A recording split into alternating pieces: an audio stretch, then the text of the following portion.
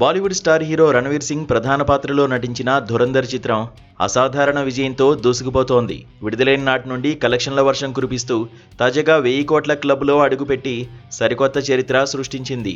2025లో భారత్లో అత్యధిక వసూళ్లు సాధించిన సినిమాగాను నిలిచింది. తొలి రోజు నుంచే కలెక్షన్లలో టాప్లో కొనసాగుతున్న ధురంధర్ 21వ రోజు 26 కోట్ల రూపాయలను సాధించింది.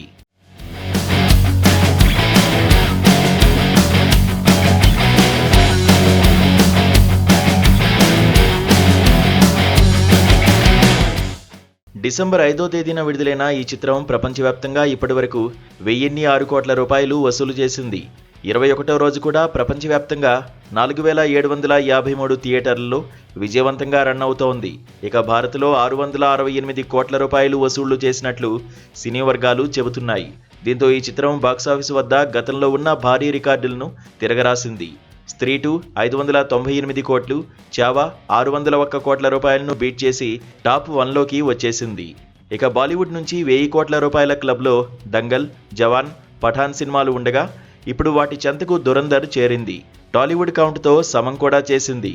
ఎందుకంటే ఇప్పటికే తెలుగు నుంచి బాహుబలి 2, పుష్ప 2, RRR, కల్కి 2898 AD చిత్రాలు ఆ క్లబ్లో ఉన్నాయి. మరో విశేషం ఏమిటంటే సెన్సార్ బోర్డు నుండి ఏ సర్టిఫికేట్ పొంది కూడా 1000 కోట్ల రూపాయల మార్కును అందుకున్న తొలి భారతీయ చిత్రంగా ధురంధర్ రికార్డు సృష్టించింది. అలానే దర్శకుడు ఆదిత్యధార్ కెరీర్తో పాటు నటుడు రణ్వీర్ సింగ్ కెరీర్లోనూ అత్యధిక వసూళ్లు సాధించిన సినిమాగా నిలిచింది. ఈ సినిమా సాధించిన ఘన విజయంతో ధురంధర్ 2పై ప్రేక్షకుల్లో భారీ అంచనాలు నెలకొన్నాయి. ధురంధర్ 2 వచ్చే ఏడాది మార్చి 19న ప్రేక్షకుల ముందుకు రానుంది. ప్రస్తుతం ఈ చిత్రానికి సంబంధించిన పోస్ట్ ప్రొడక్షన్ పనులు శరవేగంగా జరుగుతున్నాయి.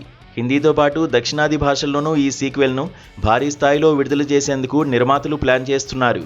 రెండో భాగం మరిన్ని సరికొత్త రికార్డులను నమోదు చేస్తుందని సినీ విశ్లేషకులు భావిస్తున్నారు.